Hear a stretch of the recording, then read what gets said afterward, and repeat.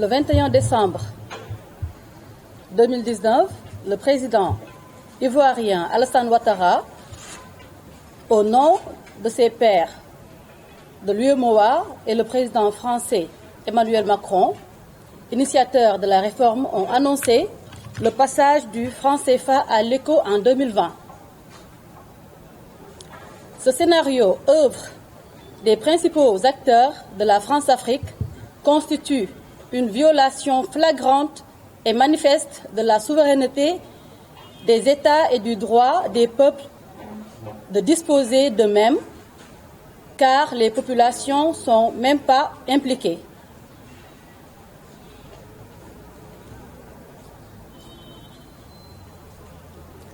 En effet, le projet de renouvellement des accords monétaires et non leur abolition n'ont pas été présentés au préalable aux utilisateurs de la monnaie pour recueillir leur avis. Et pourtant, le FRAPP, toujours dans sa dynamique de veille, avait alerté sur le manque d'implication de la population en ce qui concerne le projet de la monnaie commune de la CEDEAO, que nous ne cautionnerons qu'après un fédéralisme budgétaire.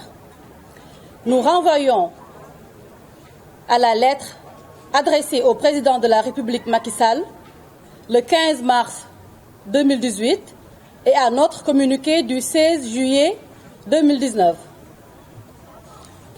En lançant la campagne pour la souveraineté monétaire France Dégage, le 21 novembre 2017, le FRAPP contribua, à l'instar de toutes les initiatives et résistances du peuple africain, à mettre la pression sur nos dirigeants complexés, avec comme résultat la fermeture des comptes d'opération avec les fameuses réserves obligatoires à hauteur de 50% et le retrait des représentants de la France dans les instances de la BCEAO.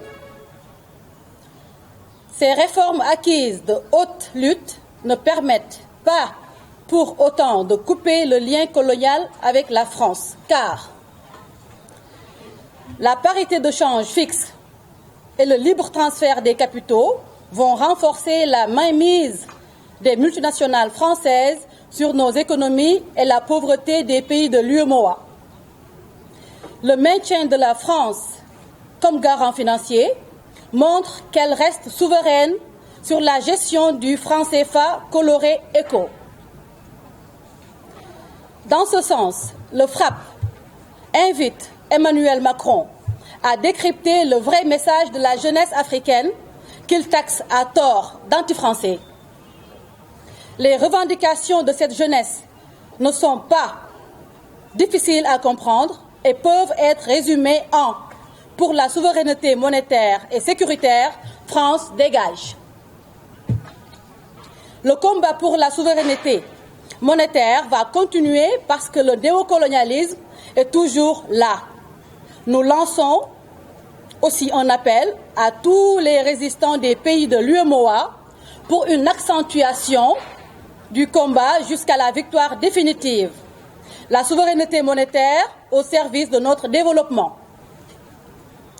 Le FRAPP dénonce parallèlement le maintien en prison de Guy Marius Sagna, Ousmane Sarr et Fallou Galassek après la libération de nos 6 autres camarades.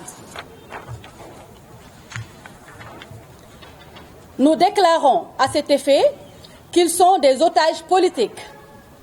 Le FRAPP exige leur libération totale, y compris ceux qui sont en liberté provisoire, et appelle les syndicats, les associations, les travailleurs, les femmes, étudiants, élèves, paysans, pêcheurs, éleveurs, citoyens, bref, le peuple a exercé son droit de s'opposer au massacre social et au développement du non-développement que nous impose la dictature néocoloniale et l'impérialisme.